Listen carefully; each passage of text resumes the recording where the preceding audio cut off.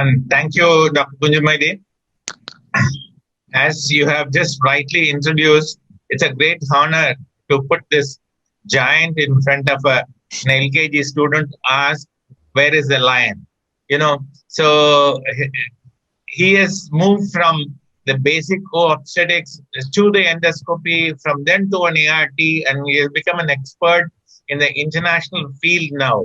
So he is going to talk to us on a topic which is still dazzling in front of us in an IVF, especially when you need to treat a patient with adenomyosis.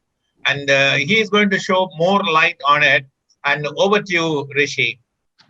Thank you. Can you hear me? Because I'm speaking on two channels. One is the vision and the other is the talking. So please tell the engineer. Can you hear Kunjamandin? Yes, sir. Dr. Gopinath? Yeah. We can very clearly hear you, Rishi. Go ahead. Thank you. I'm really obliged. Kerala is a very favorite state of mine, and all of you are very good friends of mine as well, and great people like my friend Dr. PC is there, Dr. Mandakini, Dr. Sudha Prasad, and all of you are there. For Dr. Kunjamadin. So I will just, very short presentation. I would like to thank Kunjamadin because I, read up about adenomyosis a little bit when I started doing this presentation. If you look at it, it's most of the time incidental finding of an enlarged uterus on routine health checkup. It can present as menorrhagia, dysmenorrhea, chronic pelvic pain, dyspareunia. Many times present as subfertility or infertility, commonly associated with older age. But now, because of the more and more people are having children at an older age, this is coming more and more in our fertility practice. 20 to 30% are found in younger age patients, less than 40 years, and is commonly associated with endometriosis in nearly 20 to 80% of patients, depending on various studies. Then deep endometriosis, nearly 40 to 50% of those patients. And in fibroids, nearly 15 to 57% of the patient. It is also seen in higher gravidity patients, more gravidity, more parity. And many times, maybe there's a history of surgical procedure, which may be the initial, entry point of the inflammation, which may cause that cycle of penetration into the myometrium of the endometrium. And many times patients with poor outcome, it's shown to have very poor outcomes in IVF. If you look at the infertility and adenomyosis, it is there are many causes because of which it can cause infertility. One is that there can be impaired endometrium myometrium interface, altered uterine peristaltic activity, altered endometrial vascular growth, increase in the prostaglandins in the ectopic endometrial epithelium, higher expression of aromatase cytochrome P450 in the utopic endometrium, decreased integrin beta-3, osteopontin, and leukemia inhibiting factor, and impaired HOX10 gene function during the implantation window. And there is detrimental effect of adenomyosis on IVF outcomes. It appears to be related to reduced rate of implantation and pregnancy, increased risk of early pregnancy loss, and as a result, a decrease in live birth. So these are the causes. And if you want to diagnose it, it is very simple by clinical examination. If you are a great clinician like Dr. PC Mahapatra, one finger in the vagina and you will know that it is an adenomyosis. A 2D ultrasound, and now the advancement of 3D ultrasound has really been a good. So I've always now feel that the initial first, many of us don't have 3D ultrasound. So you should always refer them to a 3D ultrasound radiology department where all the things, especially the 3D is very important for diagnosing abnormal uterine malformation. So in the 2D and 3D, if you compare, the uterine malformation is one area where 3D wins over 2D ultrasound. And of course, MRI is more of a research tool.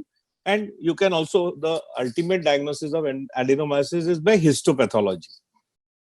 But you can't do it in an infertility patient. If you do a hysterectomy, you can retrospectively diagnose it. So if you look at the 3D ultrasound especially, there are certain characteristics like heterogeneous myometrial area, globular asymmetric uterus, irregular cystic spaces, myometrial linear striations, poor definition of endometrial myometrial junction, myometrial anterior-posterior asymmetry, thickening of anterior and posterior myometrial wall, increase or decrease echogenicity, and the presence of adenomyoma is suggested by the presence of a non-homogeneous circumscribed area in the myometrium, with indistinct margins. So these are the various manifestations you may see when you do a 3D ultrasound. And this is a beautiful paper by Naftalin in Human Reproduction in 2012, where he took 7 parameters, the asymmetric. So if you see here on the right side, the first is the asymmetric myometrial thickening. The anterior distance is smaller than the posterior distance. So this is called asymmetric myometrial thickening. Then the parallel shadowing. You can see these lines which are there. This is known as parallel shadowing. Then linear striations. If you take a transverse section, these are the white lines are the linear striation. Then the myometrial cysts. If you take a transverse section, you can see these myometrial cysts. Then hyperechoic islands which are there. You can see in a coronal section, these hyperechoic islands are there. Adenomyosis, adenomyoma, a localized area you can see in this picture, and diffuse endomyometrial junction. So you can see in this junction, there is a diffuseness here. So these are all given a score of 0 and 1. So if there are more than 4, it is severe and adenomyosis. And they have shown that more the score, worse is the outcome.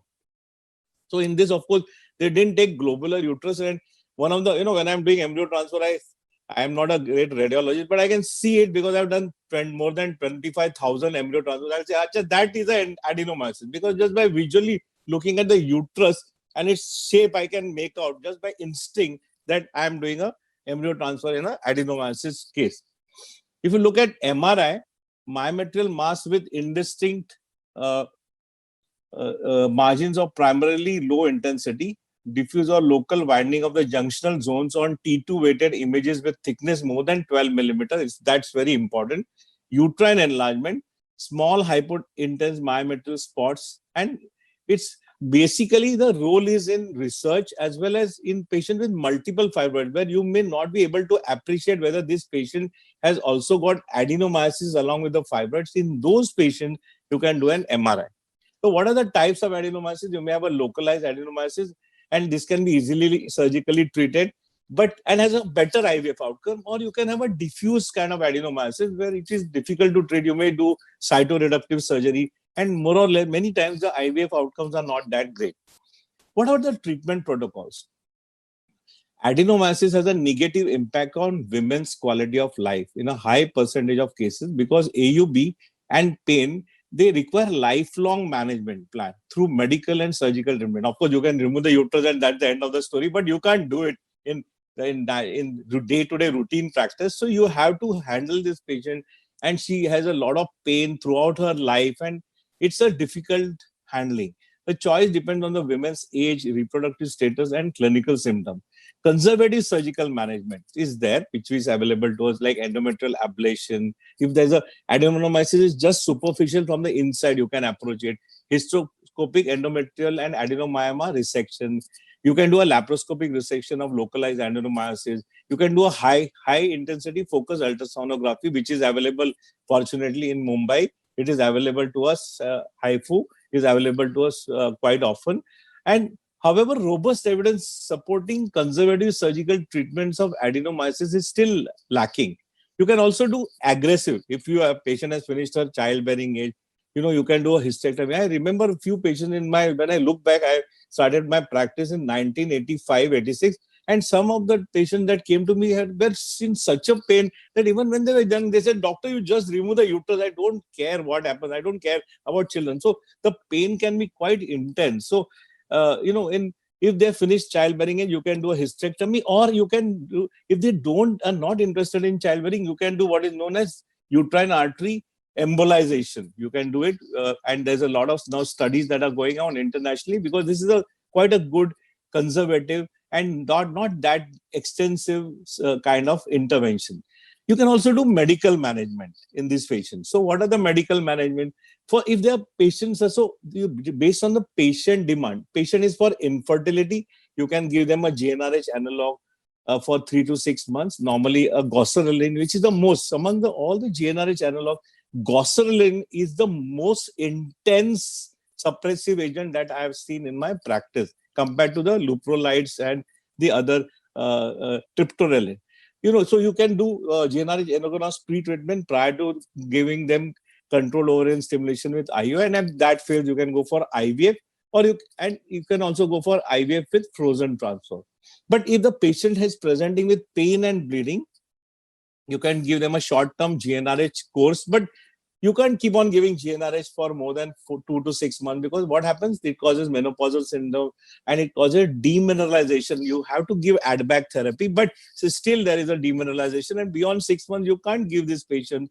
Patient can't withstand the menopausal syndrome, which is there with the GnRH agonist. So there are different other medicines that you can give, like NETA, norethicillin acetate, vaginal danazol, Dynogest. You can give it for daily for 16 weeks, and it has, the recent study has come which has given very good result. Newer drugs such as SERMs are there, aromatase inhibitors are there, valproic acid is there, antiplatelet therapy is there. But the biggest breakthrough in our life now, the new breakthrough that is coming in, is the GnRH antagonist elagolix. So I am waiting for elagolix to come to India. I've already talked to the company many times. I said, when is the drug coming? It is a major breakthrough in our treatment protocols, and that will be, once that comes, and when that becomes economical, we'll be able to treat the patient accordingly. Levonorgestrel releasing systems are also effective, and they are reversible, and long-term treatment can be used successfully too. So if a patient comes to you, she is in a fertile age group, but she doesn't want to have children. Not everyone wants to have children. You can't say, acha, acha, you could please have kids. No, you can't do that nowadays. They'll say, what is this doctor talking about? So you will have to give them an intervening period when you can do the correction, you can do conservative treatment with surgery, and then you can tell them, okay, you can take, I'll insert a LNG IUS system, and that will help you with your pain and bleeding. And after 24 months, when you feel like, we can start thinking about having a child. What about the impact of adenomyosis on the outcome of IVF embryo transfer? So there are many studies, especially new studies have come. Mavrelos has in RBM Online in 2017, he studied 375 women with history of infertility who attended for a 3D scan prior to IVF, and he found that he could pick up adenomyosis, and then he showed that the probability of clinical pregnancy decreased from 42% for women with no adenomyosis features to 22.9%. I told you that there are 7 parameters and you can give a score. So if there are more than 4 parameters, it goes and drops down to 22.9%. And if there are all 7 are present, the pregnancy rate goes down to 13%. So the severity of disease is inversely proportional to the pregnancy rate. There's Versilini's meta-analysis in 2014, where he not only showed that he showed a high incidence of miscarriage also with these patients, that's compared to a control group of non-affected patients. In a recent systemic review and meta-analysis on IVF treatment outcomes in adenomyosis, including 11 studies and 519 patients with transvaginal ultrasound or MRI diagnosis, the pregnancy rate, the implantation rate, the clinical pregnancy rate per cycle, per transfer, ongoing pregnancy rate, live birth rate among women with adenomyosis was significantly reduced, whereas miscarriage rate was increased. So this study demonstrated that the pre-IVF treatment with use of GnRH releasing analog down regulation may benefit pregnancy rate. So overall, we have to accept that with all these studies that yes, there is definitely a decrease in the pregnancy rate following adenomyosis. This is a lovely paper by Park et al. In 2016 in Clinical Experimental Reproductive Medicine, and he divided them into 3 groups. That is, no treatment. So first group, he gave GnRH antagonist for stimulation, and he did fresh embryo transfer. Second group, he gave GnRH pre-treatment. So he gave GnRH goserelin every month for 2 to 6 months before he started them on stimulation. Following the stimulation, he did a frozen embryo transfer, and in the third group, following the stimulation, he froze the embryos and he transferred them in the subsequent cycle. So in the last group, where he gave a pre-treatment, then he froze the embryos after antagonist stimulation, and he transferred them later on. That group had the highest pregnancy rate. So in a sub-analysis, he also showed that in the patient where localized adenomyosis was there as compared to diffuse adenomyosis, there was a higher incidence of pregnancy rate. So what is the basis of it? The GnRH receptors are present in the adenomyotic tissue, and GnRH analog induces apoptosis and reduces the inflammatory reaction and angiogenesis that is seen with adenomyosis. What about surgery? Conservative surgical treatment for adenomyosis to improve fertility. And here in this paper, which was from Taiwan. It was shown, it was a review article where he showed that the live birth rates were definitely lesser in patients with adenomyosis and conservative surgery. This is Wang's paper in 2009, and he said gave these patients the option of conservative surgery with or without additional GnRH agonist following the surgery for 6 months for symptomatic extensive adenomyosis. And he concluded that conservative surgery or combination therapy provides more effective and longer durable symptom control in the management of symptomatic women with extensive uterine adenomyosis compared with GnRH agonists alone. Reproductive performance was also better in patients treated with conservative surgery with or without GnRH agonists. The cumulative 3-year pregnancy rate was 46% compared to only 10% where conservative surgery was not associated with GnRH treatment. So what are the treatment options of an infertile couple? We have to first test ovarian reserve, test tubal patency test. After that, you give simple control ovarian stimulation with IUI cycles, 2-3 cycles. Many of them will achieve pregnancy. If not, you give a GnRHA pre-treatment of 3 to 6 months followed by control ovarian stimulation. And if that fails, go for IVF.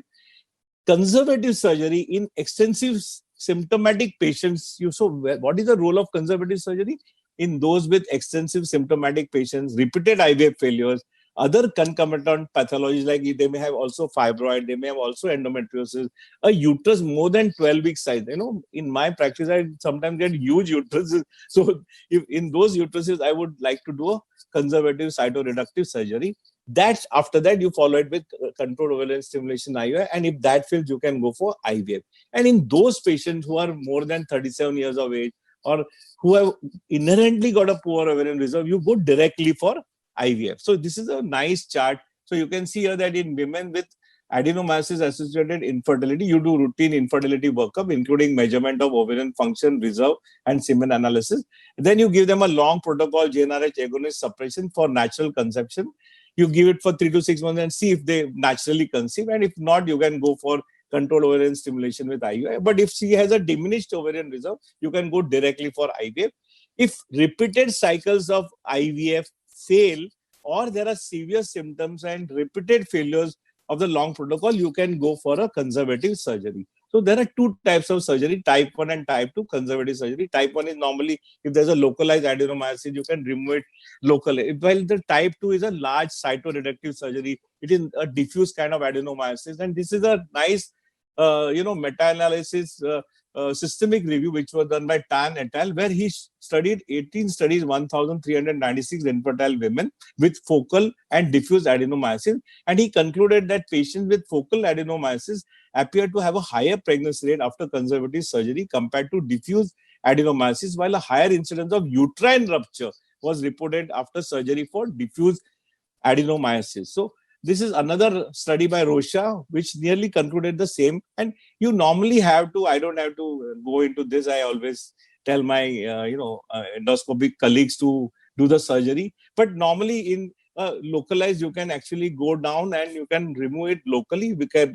And this is one of the videos that you can see here, that you can, if you want to do a cytoreductive surgery, because sometimes I do a cytoreductive surgery, so you would put in a vasopressin in these patients. So you create an area of, minimize or decrease the blood supply in that area. Then you would give a cut. And once you open the uterus, you can actually, go directly through and through. And then, slowly, gently with the sharp scissors, you can dissect out the area of the adenomyosis, reduce the myohyperplasia and the adenomyosis. You can actually have some idea. Of course, you can't be very sure where is the demarcation, unlike in a fibroid patient where the demarcations are very clear cut. But you can slowly and surely dissect it out. Because of the vasopressin, the bleeding is not that much. And you can, once you take out the adenomyosis, you can suture the uterus in a proper layered there's always a fear of a rupture of the uterus. So this is a big problem with these patients, that can be a uterine rupture in this patient. So you can, as I told you, you can do a hysteroscopy. You can see this. You can see these small blue color discoloration that are seen. These are areas of adenomyosis which are sitting just below the endometrium at the endomyometrial junction, which you can treat along. See, you can see here also a area of discoloration. It's a very nice pocket of adenomyosis. So what about adenomyosis on pregnancy? Yes, adenomyosis can cause a lot of things like second trimester miscarriage, small for gestational age, premature rupture of membrane, preterm birth. This is due to inflammation, increased myometrial prostaglandin production, alter uterine contractility, increased intrauterine pressure, fetal malpresentation, increased cesarean births, defective placentation can be there, higher incidence of PIH and uterine infections, and as I told you, a uterine rupture, especially in diffuse adenomyosis. So, how do I ultimately? This is the last slide. So, how do I tackle adenomyosis in localized disease? If the uterus is less than 10 to 12 weeks in size, and if the tubes are patent, ovarian reserve is good, patient is young, I would do controlled ovarian stimulation with IUI, 3 to 6 cycles, followed by GnRH pre-treatment, followed by again controlled ovarian stimulation IUI, and if that fails, I'll go for IVF. In diffuse extensive disease, or if IVF fails in localized disease, or in very large uterus, I would do IVF first. So this is my style. I always do the IVF first. And all uterine pathologies nowadays, I don't correct the pathologies first, because I'm always worried that my surgery may jeopardize the ovarian supply. So I first take out the eggs and I create the embryos. And when I have got 8 to 10 embryos, then I go back. I would do a cytoreductive surgery. Following that, I would give a GnRH for 2 to 6 months. And after that, I will do the frozen transfer. And of course, in the future, of course, surrogacy, I hope now that we have managed to modify certain clauses in the surrogacy bill, especially the clause of family surrogacy is being modified. So hopefully family members can also be surrogates, and that is going to be a good game changer. And you can also do uterine transplant, which has now slowly become, because in many patients I remember one patient, Pratap Kumar, had referred me very early in my practice in 1995. She had such a severe adenomyosis. She had a ureteric adenomyosis also. And every time Dr. Pratap Kumar meet me, he says, Dr. Pai, I remember, and all the Manipal people still remember you, because he sent it to me and I had the pregnancy. I don't know how I did it, because those days the pregnancy rates were very low, 5-10% were the pregnancy rates I'm talking about 1995 time. So I always remember that Manipal referral patient who had severe endometriosis and adenomyosis. Thank you for a patient hearing. And thank you, Rishi. Thank you for nicely started. You started with the onset of the disease, clinical symptoms, and then how step by step you take them in the infertility cycles, starting from the simple stimulation, IUI, and then pre-treatment, and then you ended up nicely summed up with what are the problems you can face during pregnancy. And it was a nice, very comprehensive lecture, Rishi. Thank you. Thank you. Thank you.